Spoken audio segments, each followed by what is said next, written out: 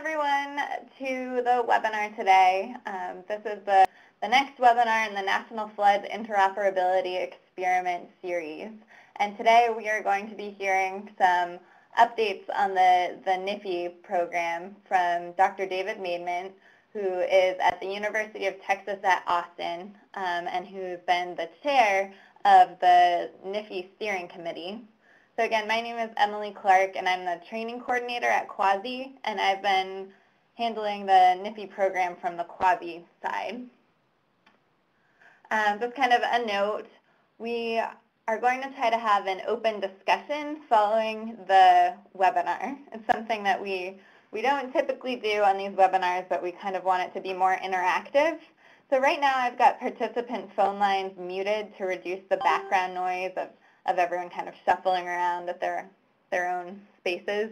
But following the webinar, I will unmute the participant lines and open it up so that everyone can kind of chat and have a discussion rather than just typing into the chat box. So Quasi has a page on the website for NFIE. So here's the URL. It's www.quasi.org/NFIE, NFIE. And this is where you can find kind of the central database of NFIE information. So there's a description of the project. You can find the direct link to the past webinars in the NFIE series. And you can also find a map access to the NFIE-Geo data through HydroShare. As an update on the applications that were received for the NFIE Summer Institute, we had 54 applications come in for the 3 different program categories of the NFIE Summer Institute. So that's excellent. We were very happy with that. So thank you to everyone who applied to the program. And as a reminder, notification to applicants is going to be issued on March 31st. So that is Tuesday of next week. And with that, I will turn it over to David.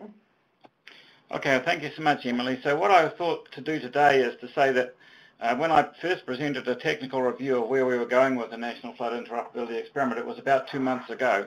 And we have about 2 months from now will be the beginning of the Summer Institute in Tuscaloosa. I see we've got some friends here, Steve Burgess and Pete Laux, who are old faculty friends of mine from way back, so welcome to them especially.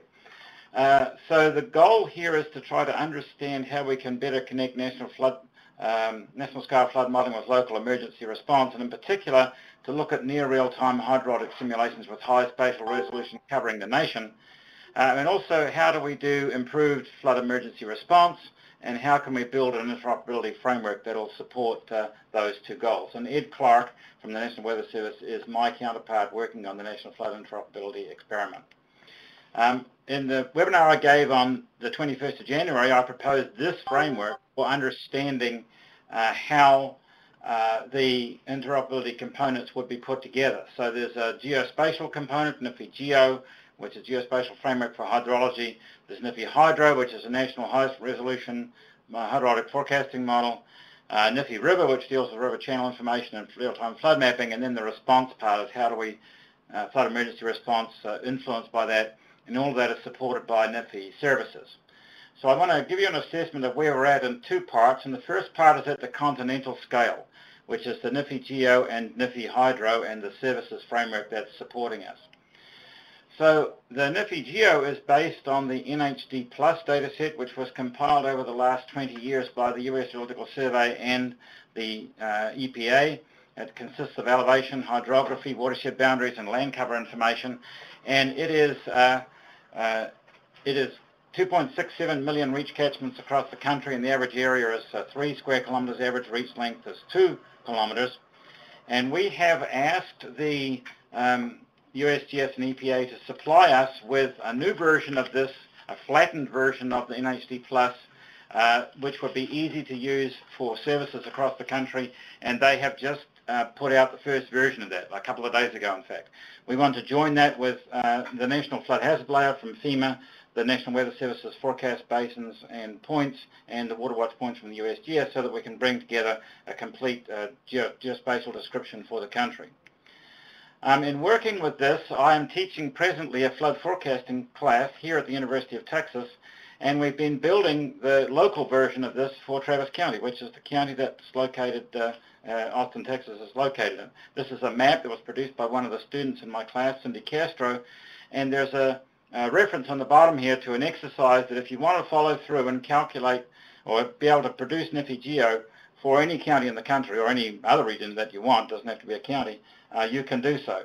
And what we learned when we did this is that really the NFIE-Geo National Spatial Data Set has plenty of detail for local scale representation. In this area, there's about 674 catchments in the national data set in an area that the City of Austin uses about 75 watersheds to describe. So the national data set is well beyond the level of detail that even the cities are normally using for flood management. This is the same thing for Tuscaloosa County. So last week we were in Tuscaloosa County, Alabama, and I built NFIE-Geo for Tuscaloosa County, and the same kind of detail comes out there. You've got lots of stream gauges and kinds of things in Tuscaloosa, but there's still enough detail in the NFIE-Geo at the national scale to properly represent flow processes and flood processes for local flood emergency response in Tuscaloosa County. So a conclusion that we've drawn out of this is that NFIE-Geo is a really solid GIS database that's got ample spatial detail for local stream representation. And in fact, it's a fantastic foundation for which to build the work that we're trying to do. One of the catchments in Tuscaloosa is this one, 1-822-8725, and I picked out this catchment, and you can see here the catchment which has an identifying number, and the flow line in it, which has an identifying number. Those are all unique across the country, and the little area that you see around that is the FEMA flood hazard zone. So if that particular catchment has a flood risk, that would be the zone that the risks are most likely to be experienced in. What we've done is to take these catchments, and there's 2.67 million of them across the country, and we've built a NFIE Hydro as a national hydrology model that can run over those catchments. And so we're starting that with the weather model called HER, which stands for High Resolution Rapid Refresh, and it is providing a 15 hours ahead forecast from it's centered out of the National Centers for Environmental Prediction. We're taking the precipitation forecast out of that and putting that into a land atmosphere model, NOAA-MP, which is within the WRF hydro system of NCAR. We're getting runoff from that and putting that into the rapid flow routing model, which is a Muskingum model that runs over the NHD plus flow lines. And the picture here you see is for the Mississippi Basin, but we now have this running for the whole country. And from that we're producing stream flow forecasts at the catchment scale, and we want those to be probabilistic flood forecasts. We've got this process running every hour now for the West Gulf region of Texas, and our goal is to have it refreshed every hour across the whole country for the Summer Institute. We're doing that in the Microsoft Azure Web Cloud system, and so all these little boxes that you see here are the green ones are input boxes, the orange ones are processing, and the purple ones are where there's a big computational code doing things. And so as additional components get added to the NFIE Hydro, they get incorporated into the workflow in the Microsoft Azure system, and this is where we're running this workflow here every hour for Water Resource Region 12 at this moment. I mentioned the European, there's a Tethys application that's being developed by Brigham Young University, and what they've done is produce an end-use application that is taking forecasts not from our system, but actually from the European Centre for Medium-Range Weather Forecasting. And these are producing forecasts 15 days ahead with 50 ensembles for each stream. These are updated every 12 hours. And the Tethys application produced by Brigham Young University enables you to query any catchment in the area where they've got the data set up for. And this is the 1-822-8725 that I showed you earlier in Tuscaloosa, Alabama. And so you see here ensemble forecasts for that particular catchment coming from this application. And we're going to use this Tethys application as kind of a core for supporting the applications development for the NFIE. So the conclusion that I've drawn at the continental scale is that the GIS framework is really solid. We're coming into a pretty solid approach, I think, on the hydrology. And so we're confident that we're going to have an hourly updated forecast for 2.67 million reaches in the continental United States for the Summer Institute. Now, having said that, I don't want to say that they're going to be really good forecasts. We are doing some calculations, but anyway, we're confident that we're going to be able to achieve that. So I want to switch now to the other side of the story, which is the local scale or regional scale working on NFIE River and on the response side. And here, one of the things that's added to our understanding are cross-sections that we've received from the U.S. Army Corps of Engineers for the Mississippi River Basin. This is the last 500 kilometers of the Mississippi River Basin before it flows into the Gulf of Mexico. And you can see the cross-section lines on the right-hand side here laid out over the blue flow lines, which are from the NFIE-Geo, the flow lines from the NHD Plus 100K data set. And what that means is that we can take cross-sections and we can intersect them with the flow lines and in a fairly reasonable way understand how flow starts to interact with hydraulics. And this is our means of being able to connect hydrologic flow routing with hydraulic flow routing. This is a more detailed picture of the same kind of thing, and so the little catchments that you see here in green are those that are immediately adjacent to the Mississippi River that flow directly into the Mississippi River, and then you can see the rivers that are coming in from the side at the intersection points are streams that drain into the Mississippi. So because the NFIE Hydro produces the flows both on the green areas and on the blue lines, we'll then be able to have the flow coming into the Mississippi and be able to do hydraulics on the Mississippi River. One of the things that we've been concluding as we worked along is that there's a function that you can say that relates return period, discharge, stage height, and water surface elevation. And we want to populate that for all our reaches. And that means knowing the discharge versus the return period for the flows. It means knowing the discharge versus the stage height for the rating curve. And it means knowing the cross-section versus water surface elevation so that we can plot the inundation maps. And we feel that if we've got these functions and their connections worked out on each reach, then we'll be able to plot reasonable flood maps even if we can't do full dynamic hydraulic modeling. One of the things that we would like, though, to do is to do dynamic hydraulic modeling on large river systems, and in particular, we've got the Mississippi that I talked about. We've asked for data from the Tar Basin in North Carolina. We're going to do an application in the Mobile, Alabama River system that I'll describe a little bit more in a moment, and perhaps also in Iowa. And we want to use for that a model called SPRINT, S-P-R-N-T, which works with the St. Venant equations, the full St. Venant equations for dynamic flood routing, so that we can combine hydraulic modeling on the main rivers with hydrologic modeling across the landscape. One of the things that I learned when we had the NFIE spring meeting last week in Tuscaloosa is that the largest flood disaster in the history of Alabama is Hurricane Ivan, which happened in September of 2004. And you can see here the rain that came from Hurricane Ivan that just is spread all across the northeastern United States. And in fact, it rained very heavily, even in Pennsylvania. And you can see 7 inches of rain there in the Juniata Basin, which is where Chris Duffy has set up the Pennsylvania Integrated Hydrologic Model. So by using the Hurricane Ivan as a case study, we'll be able to look at the impact of a very large regional storm on the flow system for essentially all of the eastern United States. And another thing that this will provide for us is the capacity to be able to look at what's happening on the coast. There was a very heavy rain that occurred in Mobile, Alabama, and in fact the city of Mobile was severely inundated during Hurricane Ivan. And one of the reasons that we want to look at that is that the present National Weather Service river forecast system goes down to the tidal zones of the rivers, or at least it goes to the last USGS gauge, but it doesn't go right down to the coast, and that's because the Weather Service doesn't want to forecast at places where the USGS doesn't do flow measurements. But as you see here, there's no river forecast at these places on the coast, and that's where we've got a large chunk of the nation's population is sitting right there. And so that's obviously a limitation, and one of the things that we want to do with the NFIE is to overcome that. Helping with that is the fact that over the last several years, the U.S. Army Corps of Engineers Coastal Mapping Program has mapped the topographic bathymetric surface of the whole coastline of the country. So they've built blue-green LiDAR and special instruments that fly an aircraft, and they've basically flown the aircraft right around the coast so that you've got a very nice surface that represents the bathymetric and topographic surface right on the coast. And with that, I think it's going to improve the accuracy of what happens when hurricane storm surges come to the coast of the nation.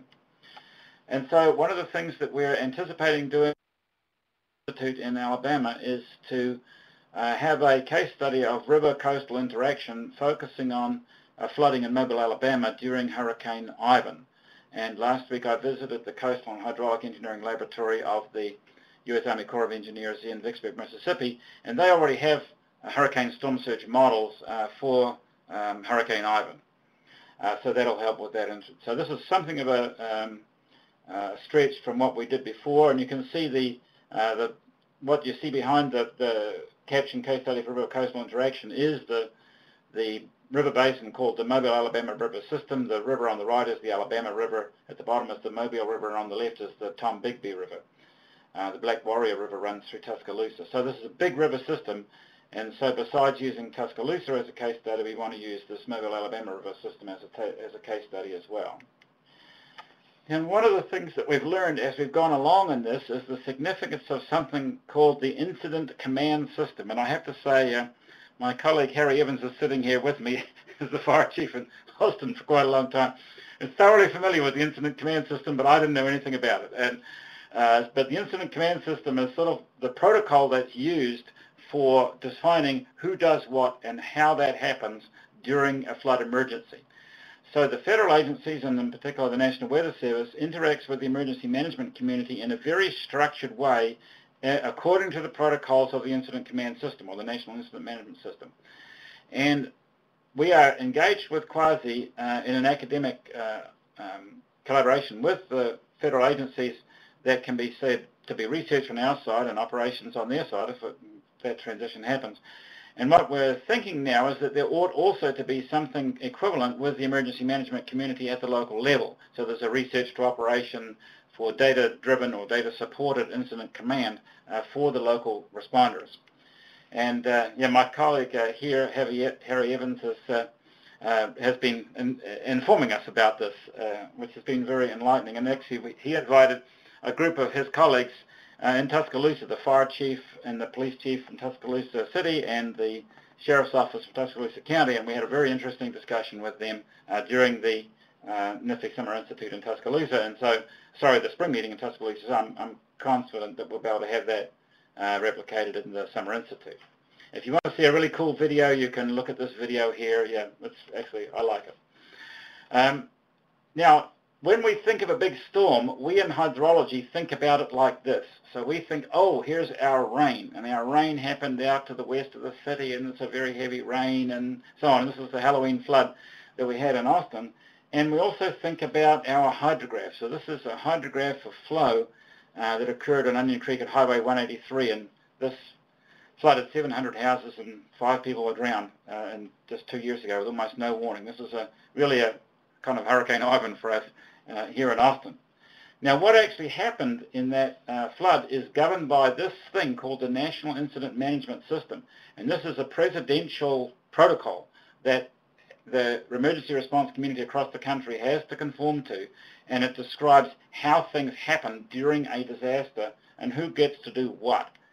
One of the things that happened here in the Halloween flood is that incident command locations were set up at different locations on the river that was being flooded at these times that you see here. So there's one in the northeast of the city at 11 o'clock at night, and then at 6 o'clock in the morning there's one at Pleasant Valley, and 4:30 is one at Bluff Springs, and 5:50 is one at Pinehurst. And each of these command centers has a truck, and on the truck there's a commander, and the commander is determining what's going to happen at that particular location. So the sequence of which these command centers get set up and what happens there, this is how flood emergency response actually happens. Now, the unfortunate thing about the Halloween flood is that these command centers were being set up while the water was going through the communities. And so one of the things we want to do with the forecasting is pre-position the command centers so that these resources are there ahead of time and not there sort of in response to the events as they are occurring. Now, one of the things that I've become sensitive to as we've moved along here is that a critical piece of information that connects what we do in hydrology with what the emergency response community does are these things called address points. So every legal address has an address point, and it's established when the lot's legally platted and it's registered with the county. This happens to be the address point of my house. So if I call for the ambulance, literally there is somebody in a dispatch office that knows there's a dot on a map that tells them the address, there's the place where the ambulance needs to go. And what you see in this picture is an overlay of the address points in the floodplain of Onion Creek. The red is the floodplain, the yellow is the address points that are flooded, and the green is the address points that are not flooded. When we showed this particular image to the first response community in Alabama at the meeting last week, there was just this big smile that went right across their faces, and they go, okay, yes, you're in my world now. You know, and the sheriffs and so on immediately started going on, okay, we get it, we get it. So up to that point, it had been all science and mumbo-jumbo. They don't get hydrographs. I've learned hydrographs don't mean anything for firefighters, unfortunately. A little bit of a chagrin for us in the hydrology community, you know. They don't get our hydrographs. What they get are maps.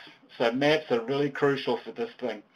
And in particular, this kind of map, which says that we've got to integrate what we're doing with the 911 system. What they told us was that Tuscaloosa County is in the process of publishing its address points fresh every month as a service. So they're actually updating these points every month as new addresses are established in the city, and they're publishing that as a service. And so you can imagine a service that's doing flood mapping combined with a service that does address point mapping. And suddenly now you start to have a system where the services-oriented architecture is helping flood emergency response.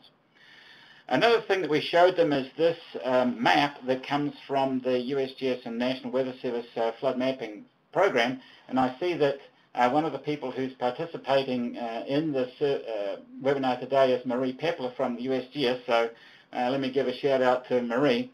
And so the USGS and the National Weather Service have this program for showing, if you scroll up and down the elevation scale to the left here, the map goes in and out. And it was obvious when we were dealing with the emergency response people in Alabama last week, they just love these maps that go in and out. So this kind of map, even though from a hydrological perspective, it may not have all that much information from the emergency response perspective and from a communications perspective, it's really crucial. And indeed, one of the people there was saying that there's a famous broadcaster in Alabama by the name of James Spahn, and he operates out of Birmingham, Alabama. He's kind of the guy when it comes to weather. And they could easily visualize him incorporating these maps into his weather briefings when there's a crisis coming to Alabama. And it's clear that this kind of flood mapping is a very, very important part of the communications strategy that we need to pursue. And finally, a thing that's also become clear is that we need to understand the impact of flooding on the transportation system. What I've done here is to intersect the stream system with the road system. This big red dot that you see here is a location where on the 18th of September last year, a sheriff's deputy was washed off a road during a severe storm here in Austin, and she died. And so understanding this kind of situation is very, very important. And one of the things that was pointed out when we met with the emergency response people last week was that when a flood is going on, they get calls for people who are having a heart attack. And so then they have to figure out, how do I get an ambulance to that person who's actually over the other side of a flooded river? And so being able to understand not simply what's the effect of flooding on the people who are actually at the bridge, but how does an emergency response unit get over the other side if there's a medical emergency during a flood is actually an important thing.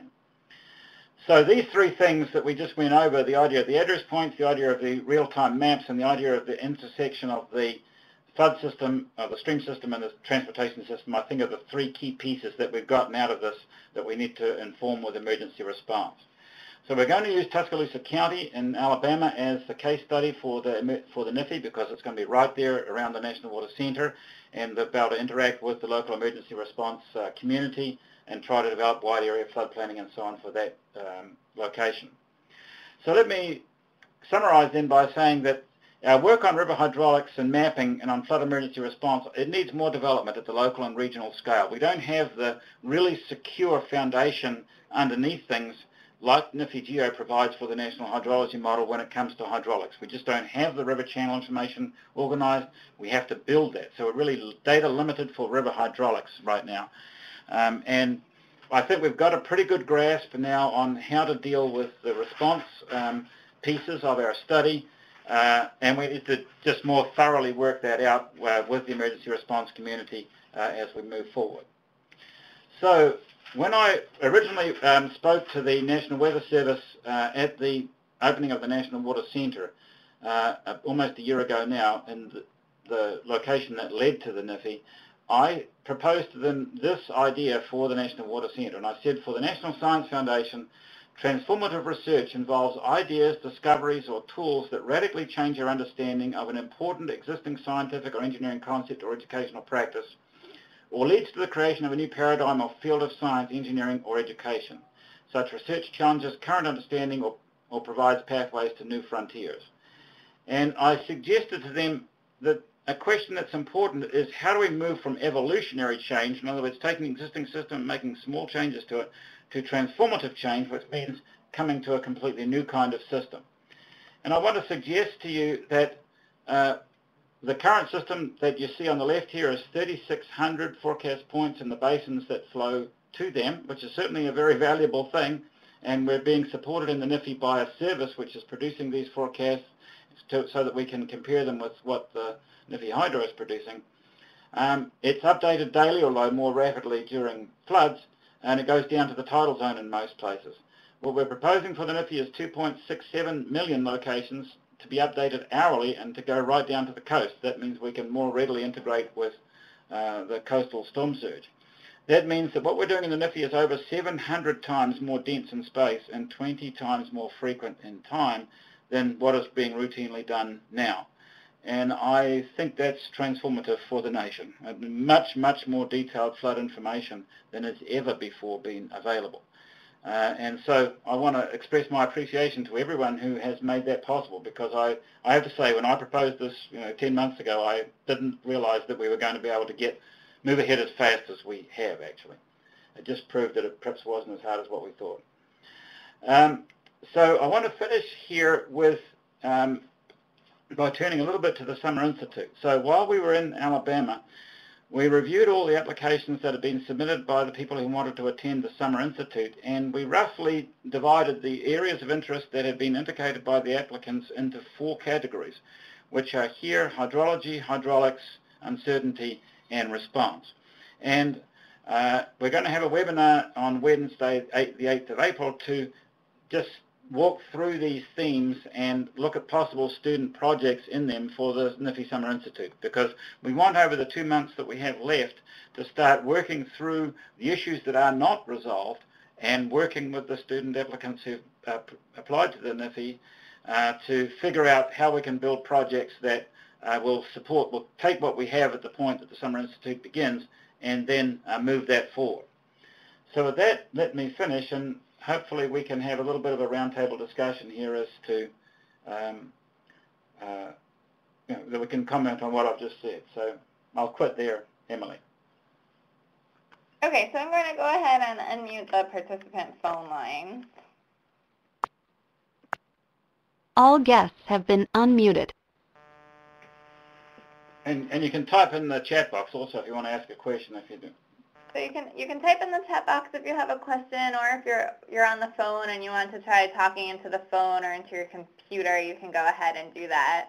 And again, this is kind of going to be experimental, and if it doesn't work, we'll just take questions through the chat box.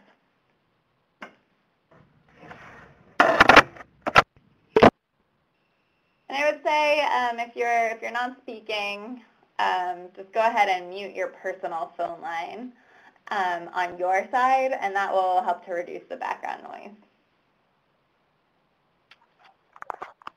I see Jim Nelson's on the phone. Do you want to make some comments about Tethys, Jim?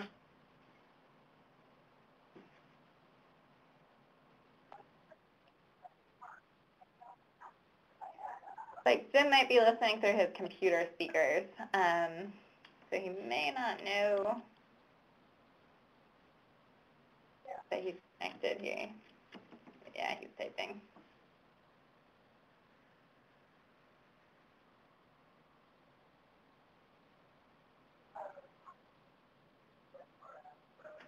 Yeah, we don't hear you, Jim.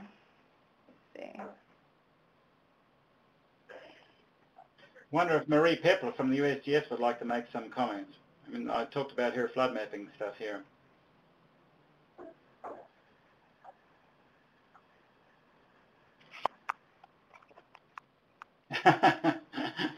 He's listening on her computer as well. How about Frank Bell from the National Weather Service? This is Frank. Hey, Frank, how are you? I'm You doing want to real just well. introduce yourself a little bit? Okay, I'm Frank Bell, and I'm a senior hydrologist at the West Gulf River Forecast Center in Fort Worth, Texas. We're a National Weather Service office. And so I have a question. How much thought has been put into and how much discussion has been into how you would disseminate the results of 2.7 million forecasts out to the emergency responders? Right now, well, first of all, Frank, we're not going to disperse anything from the Summer Institute because this is just an experiment, right? So we're not going to do, it's just an internal thing. There's not going to be any public access to that information.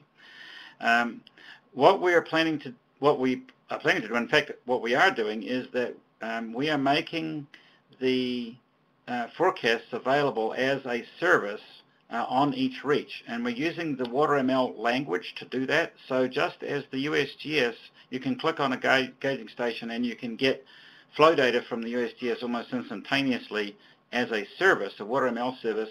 We are doing that now for the West Gulf River Forecast Center on the 70,000 or so reaches that exist in this area as a service. So you can just query a reach and get the forecast information accessible that way. And let me just add also that as part of the Summer Institute, the National Weather Service is, well, let me just preface this a little bit by saying that we started off all this work with the Weather Service by using the current system of the West Gulf River Forecast Center. Can you talk a little bit about, what the services are that you're currently providing us with, Frank, from the overnight thing through the LDM and all that? Sure. The primary service that we provide are river forecasts and for over 300 points across Texas, New Mexico, and Colorado. And we update those forecasts twice daily. And we provide them in hydrograph format through web service. And we also disseminate them to our weather forecast offices, who then also issue forecast products to the public. So what we started off doing about a year and so ago was we started getting the data that Frank's referring to as a service here in Austin through the Unidata Local Data Manager system. And we were doing that actually for low flow work that we were engaged in here in Texas. And then when we started the National Flood Interoperability Experiment, the idea of being able to do the same thing but for the whole country became a more interesting, let's say it became a more feasible prospect because we already had worked out the system with the West Gulf River Forecast Center locally here. And so what's happening is that in Tuscaloosa, the forecasts from the 12 river forecast centers that cover the continental United States are being assembled and published as a WaterML service. I think they've got 6 of the 12 centers assembled as of this moment. And so we're able then to check off what the calculations are that are coming out of the NFIE Hydro against the USGS flows where they exist, and also the forecasts from the regular forecasts from the Weather Service system. And obviously, we need to sync up one with the other because you can't have a system that's less accurate than the current one that you've got, even if you're going to do more detail. Any other comments? David, this is Jim. I don't know if you can hear me now. We can hear you. Okay. I just want to congratulate you. I think this is really exciting. I was, participated in the meetings last week. I think that those students who are planning to come and those who are involved will be richly rewarded. The opportunity, I think, here not only to make real contribution, but to be able to learn, foundational things that will help, as you pointed out, transform the way we do things will be outstanding. And so I'm really excited to be involved. I'm excited to interact with those that will be there. And I think you've done an amazing job in how this has come together. Okay, thanks, Jim. Any other thoughts? There's a question here from Marie Pepper. I'm curious to see how things develop over the summer and how you plan to add the additional levels of detailed mapping in the absence of national LiDAR coverage. So, Marie, the way that we're looking at this is to say that there's really two pieces here. One of them is a national piece, which is properly the function of the federal government to say, here's our computation of the flow that we expect to be in this local area. And then there's a local piece, which is the responsibility of the local emergency response community and the cities and counties themselves. And that says, if we want to use this and we want to get more out of it for our community, we have to be able to do this kind of detailed mapping that you're referring to. And that's their responsibility to do that, I mean, or to engage it to be done. And that's sort of what's happened in the FEMA floodplain mapping program. So this is kind of the same thing, but for flood response. So I see that as sort of a dividing line here between national and local functions. And one of the reasons I showed the county map of Tuscaloosa County and Travis County is to show that you could get a lot of local detail from a national system, even at the county scale. Certainly sufficient to support decision making at that scale. So that kind of confirms that the gap between national flood forecasting and local emergency response can be closed with the information that we have now. Okay. So Chaz Jones says he's excited. Unfortunately, he can't participate in the Summer Institute, but he'd like to get involved in flood forecasting research related to community resilience and vulnerability. Are there any thoughts as to future professional development or research opportunities for those that are interested? I think that's a really good question, Chaz. And right now, this thing kind of just got born out of the blue. You know, the National Water Centre existed and it became a question of, you know, how would you get started there and do something? And what comes after this experiment is a bit undefined right now. So I think that's part of the thing we need to take into account.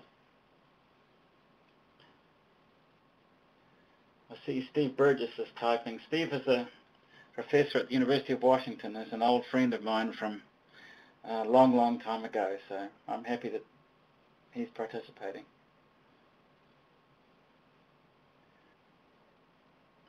Is Sagi Cohen still here, or is he gone? Yeah.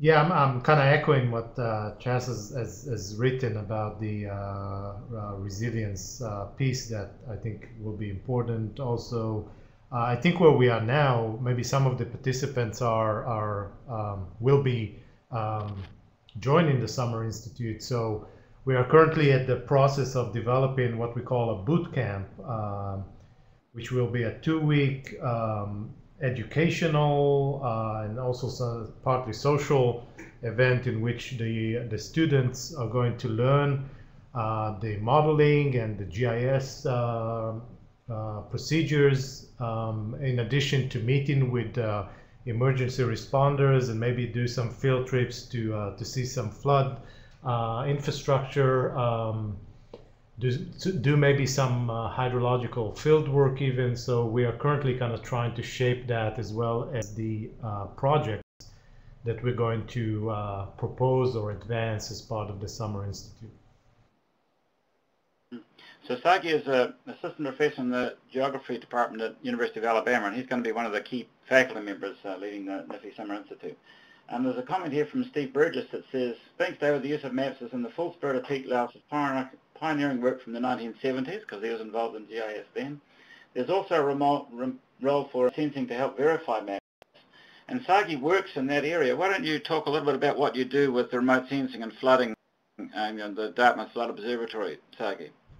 Yeah, I'm collaborating, or have been collaborating for a number of years with the Dartmouth Flood Observatory that's currently in Boulder, the University of Colorado. And they have two main products that I am interested in introducing into the NFIE. The first one is using passive microwave remote sensing to construct remotely sensed gauging stations. And the advantage of doing that at the US, which is very rich in gauging stations, is to kind of fill in the gaps where we want gauging either to adjust the models or to validate the model. And so we can basically construct these relatively easily using remote sensing products. The second product that the Dartmouth Flood Observatory is providing is flood inundation mapping. in which they use MODIS to map typically big floods. So it remains to be seen how small floods will be usable in this case, but they are mapping big floods all over the world in near real time. So depending on when the satellite passed over that, we can produce maps, or they can produce. I'm, to be honest, not that much involved in this part of the Dartmouth Flood Observatory, but I think that will be very, very helpful to first responders, to resilience, to even days after the event, to help people and so on. So this is something that I hope to advance as part of the Summer Institute and beyond. Okay, thanks, Sagi. Any other thoughts and comments here?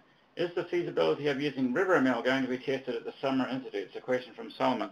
Yeah, that's a really good question, Solomon, and the answer to that question is yes, because so RiverML is a evolution from WaterML that deals with river cross sections and rating curves and the capacity for them to be transmitted as a web service, like what we're doing now with the Water Resources Time Series.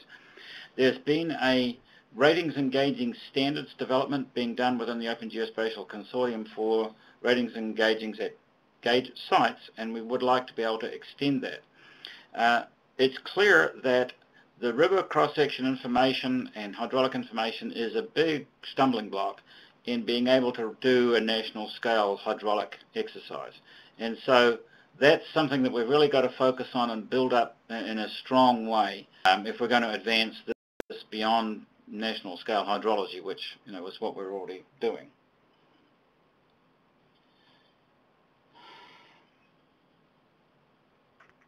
Do you have any thoughts you want to offer, Harry? Let me ask my colleague here, Harry Evans. He was with us in Alabama, just to give some impressions. So this is former Chief of Staff of the Austin Fire Department here. Hi, my name is Harry Evans, and as Dr. Maidment said, I was a 29-year firefighter with Austin Fire Department and was Chief of Staff for 6 years. One of the things I thought was very interesting about what happened in Alabama is the momentum that we're gaining with the public safety community and their buy-in with the NFIE project. And in addition to that, a presentation by Dr. Myers regarding public education and public safety data management and that all hazards perspective and the real world events that she's studied with respect to disasters. And I think those things are going to be very instructive for the group as we work on the response piece, defining exactly what it is that the emergency responders need to know and exactly what it is that the public needs to know in a manner in which they can understand and that it's actionable for them. So everybody I've talked to within public safety and within the fire service, when they hear about this, there's a lot of enthusiasm and hope for it. So I think there's great momentum, and I look forward to more in the future. And Dr. Laura Myers is the director of the Center for Advanced Public Safety, which is a research center at the University of Alabama that does communications development, I would say, in public service and social science studies related to disasters and how to inform people about what's actually happening.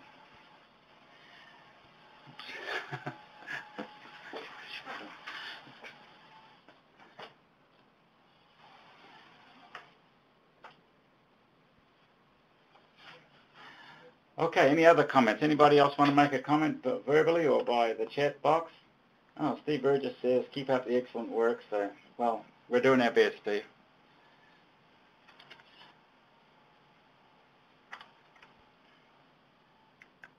Okay, it looks like it's pretty quiet in the chat box. Oops, recap will type something here. Is there anything else you want to add in closing? No, I think you've heard enough from me. So what we're planning, just to repeat what we're planning to do in 2 weeks' time, is to have some other people who are involved in leading the NFIE Summer Institute along the lines of those different themes that I mentioned, and start drawing out some of the questions that we think needs to be answered by in the Summer Institute. So That's to engage more people in the leadership of the program and also for hearing other people than me. I'm getting kind of boring listening to me all the time. So, yeah, I think I'm done, Emily, if you want to. All right, well, thank you, David. That was a great update on the NFIE, and thank you to everyone that kind of jumped in and provided input as well. And we will have another webinar on April 8th at 3 o'clock p.m. Eastern. Okay, thank you. All right, great, thank you. Bye.